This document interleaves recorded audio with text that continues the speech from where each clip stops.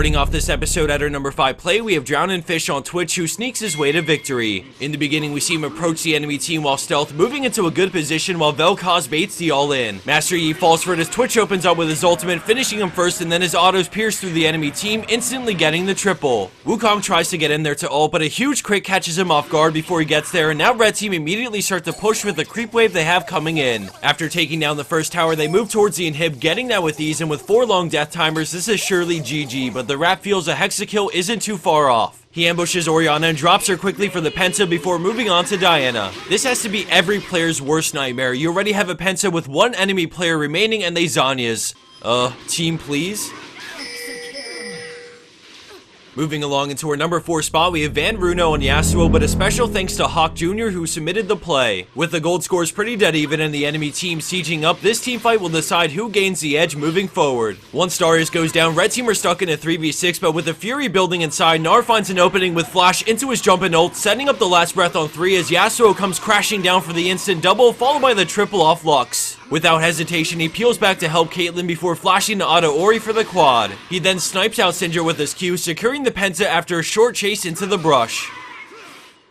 Landing in at our number 3 spot, we have Crescent Death on Kha'Zix, playing around his resets extremely well. When a fight breaks out in mid, he positions over the wall and then jumps in on Triss, getting the kill and then immediately backing off because no one else is low enough to use the reset on. He eyes up the team fight and spaces the Garen flash so that it's wasted, and now the fight is much safer to approach. He jumps in on Garen, melting him before turning his focus to Mord, but no doubt he leaps for the kill and uses the reset to jump out immediately because his Q is down, so the burst damage he can put out probably won't be enough to kill Jace before Ahri charms him, so he plays it safe and gets out. The enemy team wants to get the altar, so he hides in the brush and surprises them with a W flash for the quad. He backs up until Zhonya's falls off, and then he jumps back in for the kill, using a final reset to 1v1 Rumble and take him down for the Hexa.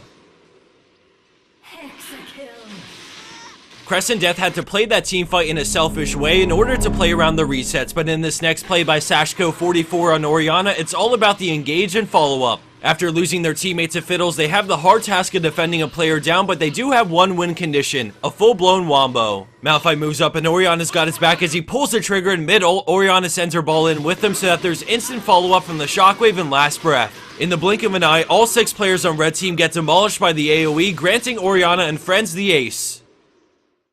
And for our number 1 pro play for this week, we have Metamage 1 with a crazy play while contesting Vile Maw. Before she can enter the fight, a binding holds her back, but then she flashes in, instantly getting 2 kills, but the spider pulls everyone in, and with the reset she goes ham, crushing each player she jumps to for the Hexakill. Blue team Hexakill. Let's go back and check that out one more time, but now you'll get to see the mechanics and